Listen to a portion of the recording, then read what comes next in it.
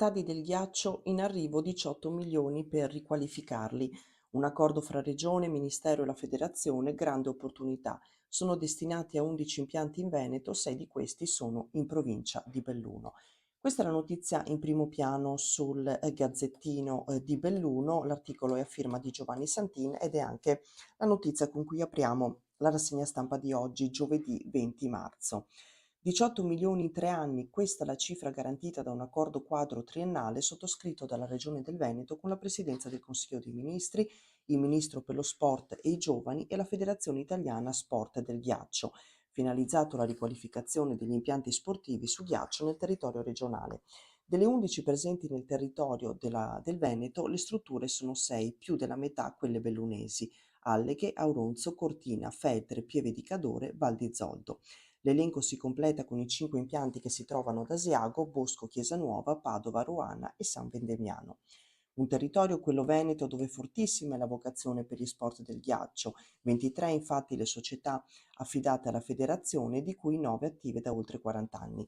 Gli atleti veneti tesserati nelle discipline del ghiaccio sono circa 2000, con un'ampia diffusione di hockey, pattinaggio di figura, curling, short track e speed skating. La notizia è accolta con favore dalla Presidente della Federazione Italiana Sport del Ghiaccio, Andrea Gios. Siamo molto felici e soddisfatti di questo accordo con Regione Veneto e grati a tutti coloro che si sono adoperati affinché si potesse realizzare questa opportunità. E poi c'è un altro articolo in cui c'è il commento del sindaco di Auronzo: vogliamo sistemarlo, quei soldi ci aiuteranno. Anche lo stadio del ghiaccio di Auronzo rientra nel novero degli 11 impianti esistenti sul territorio del Veneto che potrebbero beneficiare del contributo straordinario. La decisione è frutto dell'accordo di riqualificazione, appunto, di cui abbiamo parlato. Accogliamo con il massimo interesse ed attenzione il provvedimento della Giunta regionale del Veneto, dice il sindaco Dario Vecellio Galeno, anche perché è pienamente rispondente all'ottica delle finalità che noi intendiamo perseguire con il rifacimento dell'impianto ormai obsoleto e troppo dispendioso sotto il profilo economico per la sua manutenzione e funzionamento. E poi ancora, al Zoldo fanno già i conti, il tetto è una priorità, servono 3 milioni di euro, scrive ancora Giovanni Santin. È una notizia senz'altro positiva, anche se si tratta di dichiarazioni per il momento generiche, ha detto appunto, si legge nei commenti, nel senso che vi sono contenute cifre, ma non viene detto quali sono gli impianti che ne sarebbero beneficiari né in quali cifre. Il commento di Camillo De Pellegrin, sindaco di Val di Zoldo: ho visto quanto dichiarato dal Presidente della Regione del Veneto, non posso che auspicare che la nostra struttura di Soccampo venga presa in considerazione per godere di un finanziamento cospicuo, dice appunto il sindaco di Val di Zoldo. E ancora, valanghe, l'allerta resterà elevata per giorni, il servizio meteo Monte dei Carabinieri diffonde tutti i dati sulle Dolomiti, pericolo marcato di grado 3 sopra i 1500 metri, sotto tale quota si scende a moderato, pendii resi instabili dalle recenti nevicate, da rialzo termico e da accumuli ventati. E l'articolo è di Giovanni Longhi. Neve bagnata che si appoggia su quella gelata caduta nei mesi scorsi, temperature che di giorno salgono e sui versanti al sole possono raggiungere anche i 10 gradi a quote elevate, cumuli di ventata in bilico su canalini riparati e tanta imprudenza che sconfina spesso in incoscienza da parte di appassionati di fuoripista che sfidano la sorte. Sono questi gli elementi che, miscelati, costituiscono l'innesto di tragedie che si potrebbero benissimo evitare, come quella di domenica Forcella Giau, dove hanno perso la vita travolte da una valanga 2 persone, o come quella sfiorata martedì pomeriggio in zona Passo Pordone comprensorio di Arabba.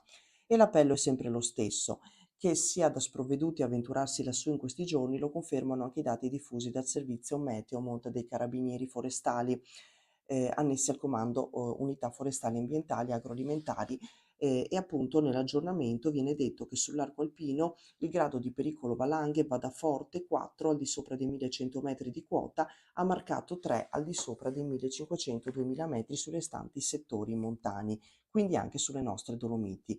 Le principali criticità, spiega la nota, sono dovute alle recenti abbondanti nevicate che alle quote maggiori hanno causato la formazione di zone di accumulo di neve fresca a debole coesione e lastroni da vento. Sui settori dell'arco alpino, avverte ancora l'Arma, sono pertanto possibili valanghe anche di grandi dimensioni di neve fresca a debole coesione e o allastroni di superficie. Quindi l'appello ancora una volta è ehm, ad evitare appunto queste zone e ad avere in ogni caso la massima prudenza. Comunque quello che viene suggerito è di evitare di salire in quota. Commercialista trovato morto in casa, cambiamo argomento, ne scrive Olivia Bonetti. Mario Bampo, 83 anni, uno dei più noti professionisti della città, è stato rinvenuto ieri nella sua casa di Besse, sotto sequestro un fucile da caccia, mentre la salma resta a disposizione della magistratura per alcuni accertamenti. Trovato morto in casa, ucciso da un colpo di fucile, lo storico commercialista bellunese Mario Bampo, aveva 83 anni. Si indaga su un possibile gesto volontario, ma si procede con ulteriori accertamenti per non escludere nulla. Le indagini sono dei carabinieri del nucleo investigativo provinciale che ieri sono intervenuti nell'abitazione di Bess anche per i rilievi scientifici. L'arma che ha sparato il colpo che ha ucciso il commercialista era regolarmente detenuta da Bampo. Un fucile da caccia che è stato posto sotto sequestro, anche la salma resta a disposizione della magistratura che potrebbe decidere se procedere solo all'ispezione cadaverica esterna oppure anche all'autopsia. Era circa mezzogiorno quando è arrivata la richiesta di aiuto dalla casa di Besse, dove abitava il commercialista e dove è stato ritrovato morto. Ricordiamo che Mario Bampo, classe 41, avrebbe compiuto 84 anni il 3 maggio prossimo, era ancora molto attivo ed operativo nello studio di commercialista di via Garibaldi, portato avanti ora dal figlio. E si era laureato in economia e commercio a pieni voti presso l'Università degli Studi di Venezia, iscritto all'albo dei dottori commercialisti ed esperti contabili di Belluno e al registro dei revisori legali, è stato a lungo presidente dell'Ordine dei dottori commercialisti della provincia di Belluno. Continuiamo con la lettura. Un altro lutto, purtroppo, sempre Olivia Bonetti emette la sua firma, malore dopo il pranzo muore ex vice sindaco, parliamo di Lamon. Giuseppe Renato Conte, deceduto ieri nella zona di Leei, aveva 91 anni, era la licenza di caccia più vecchia della provincia. Fu assessore e vice in comune nel periodo fra l'85 e il 95. Alpino aveva festeggiato con le penne nere i suoi 90 anni. Era andato a pranzare in casera da un amico, poi al rientro il malore fatale. Non c'è stato nulla da fare per Giuseppe Renato Conte, classe 1933, molto noto alla Mon, ma anche in tutta la provincia. L'uomo, che aveva 91 anni, possedeva la più vecchia licenza di caccia della provincia di Belluno, anno 1949. È stato per anni attivo commerciante nel suo negozio di generi alimentari in via Resenterra alla Moncentro, vicino al municipio, attività che viene portata avanti dalla figlia, ma soprattutto era alpino, ci teneva tantissimo e proprio con gli amici delle penne nere aveva festeggiato il traguardo dei 90 anni. I funerali di Conte si svolgeranno venerdì alle 15 nella chiesa parrocchiale di Lamone, questa sera alle 20 il rosario. Leggiamo un ultimo articolo qui sul Gazzettino e poi passiamo al Corriere delle Alpi. Serrai chiusi, crollo degli affari, i commercianti chiedono certezze. Gli operatori di Sottoguda scrivono al comune per avere tempi certi sulla riapertura e programmare gli investimenti. E ne scrive Raffaella Gabrieli. Gli operatori turistici e commerciali di Sottoguda, in affanno economico, chiedono lumi sul futuro dei serrai. Chiusi dalla fine di ottobre 2018, quando si scatenò l'epicentro di Vaia, sono stati protagonisti di cantieri milionari che paiono però senza fine, tant'è che quasi 7 anni dal disastro la gola è ancora chiusa al pubblico.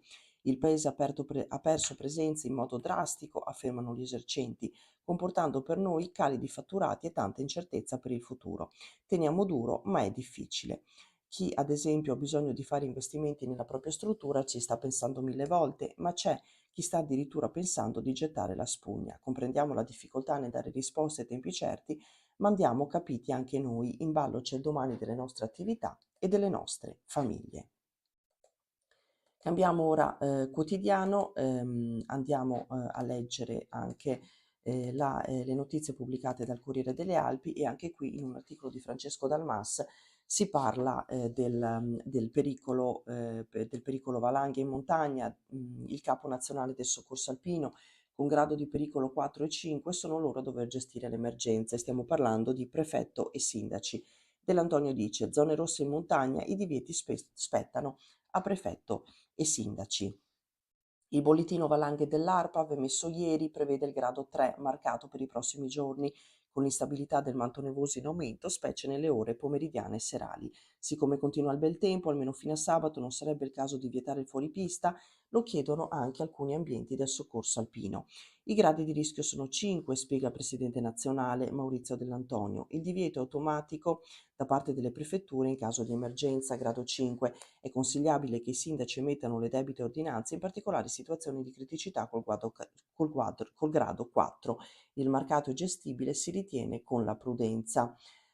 Anni fa le zone rosse c'erano già, poi sono state tolte. Il motivo viene chiesto e Dell'Antonio risponde: erano ingestibili, un sindaco pubblicava un'ordinanza di divieto, il vicino no. Magari lo stop veniva imposto già a inizio stagione e si prolungava per mesi perché il sindaco interessato non si sentiva nelle condizioni di toglierlo. Quindi una notizia, sì, una questione che resta molto, molto complicata. E ricordiamo che fino a tarda sera il pericolo resta elevato, lo abbiamo letto anche prima sul Gazzettino. E poi ancora, sciolta l'Unione Montana, ora tocca al commissario, parliamo dell'Unione Montana, Belluno Valbelluna. Ieri l'ultimo consiglio a Palazzo Rosso, attesa la nomina regionale del funzionario che dovrà sanare il debito milionario, 2 le strade da percorrere, vendita dei beni o copertura da parte dei 2 comuni. Marcella Corrà. L'Unione Montana Belluno Ponte nelle Alpi non esiste più, o meglio, serve la delibera della giunta regionale per sancire in modo definitivo lo scioglimento dell'ente e sempre la regione dovrà nominare il commissario che avrà un compito non facile, sanare il debito di oltre 1 milione di euro accumulato negli anni, vendendo il notevole patrimonio in capo all'ormai quasi ex Unione. Ieri, dopo gli atti dei comuni di Belluno e di Ponte nelle Alpi che hanno deciso lo scioglimento, c'è stato il voto del Consiglio dell'Unione Montana, riunito per l'occasione nella sala giunta di Palazzo Rosso. Presenti il presidente Oscar De Pellegrin, la vicepresidente Elena Levorato, sindaco di Ponte, e i consiglieri di maggioranza Massimo Garzotto per Belluno e Mariangela Sommacal per Ponte. Dei due consiglieri di minoranza c'erano solo Roger De Mene per Ponte, assente giustificato Riccardo Samaria per Belluno. E poi un'altra notizia non rassicurante: allarme schizofrenia e depressione, sempre più pazienti nel bellunese, qui l'incidenza più alta del Veneto. Per garantire i servizi l'ULSS stipula convenzioni e contratti a gettone, l'articolo di Paola Dallanese. È sempre più critica la situazione relativa alla salute mentale in provincia di Belluno.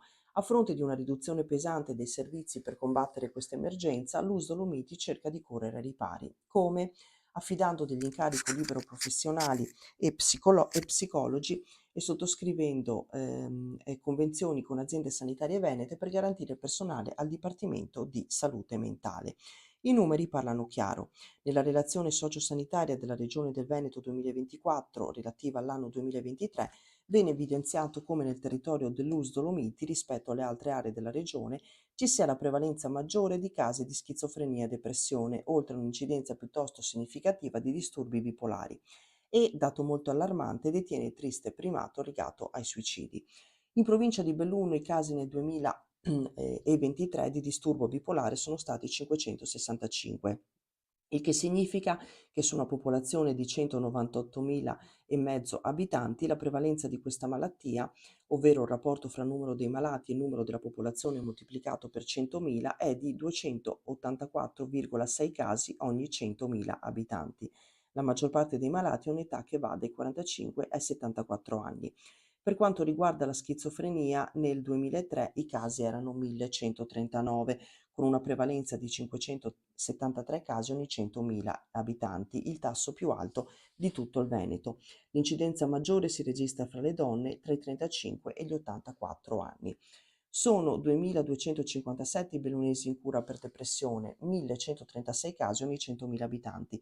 Se andiamo ad analizzare il rapporto fra i tassi di prevalenza standardizzati con il tasso per sesso, risulta essere pari a 1,44 per gli uomini e 1,39 per le donne. Anche questo è il dato più alto di tutta la regione del Veneto. Quindi numeri senz'altro preoccupanti e poco rassicuranti. Continuiamo sempre qui sul Corriere delle Alpi, andiamo a leggere un ultimo articolo prima di chiudere. Allora ci spostiamo un secondo, ehm, leggiamo questa notizia che riguarda il comune di Ponte nelle Alpi, il territorio di Ponte nelle Alpi. Comune e ULSS vendono i gioielli del tesoretto Zilli a Ponte nelle Alpi, messi all'asta decine di oggetti preziosi lasciati dalla benefattrice. I fondi ricavati verranno destinati alla casa di riposo Ponte Alpina e all'hospice di Belluno. E ne scrive Enrico De Colle. Anelli tempestati di preziosi, collanine, perle pregiate e monete antiche. Continua a generare solidarietà il lascito di Rosita Zilli, che adesso genera un'asta pubblica di gioielli e materiale prezioso. Si tratta sempre dell'eredità della generosa benefattrice originaria di Ponte nelle Alpi, mancata nel 2018, che ammonta a un patrimonio di circa 350.000 euro più alcuni beni materiali. Per volontà della benefattrice, la metà dei fondi è stata donata al comune di Ponte nelle Alpi per essere destinata alla casa di riposo gestita dalla Fondazione Casa del Sole. Il resto invece è andato all'Ursuno Dolomiti utilizzandola per miglioramenti vari alla struttura, all'Ursuno Dolomiti, scusate, con destinazione la struttura Casa Tua 2 che ospita l'hospice dell'ospedale di Belluno. Per quanto riguarda il comune di Ponte nelle Alpi, negli anni l'ente locale ha già introitato parte di questa donazione utilizzandola per gli miglioramenti vari alla struttura per anziani. Ora si tratta di mettere a frutto il tesoretto di oggetti preziosi lasciato dalla benefattrice per realizzare altre iniziative solidali. E con questo articolo andiamo a chiudere la rassegna stampa di oggi. Vi aspettiamo domattina puntuali sulle frequenze di Radio Piave e poi sulla pagina Facebook e canale YouTube dell'Amico del Popolo. A tutti come sempre grazie per l'ascolto, una buonissima giornata e a presto.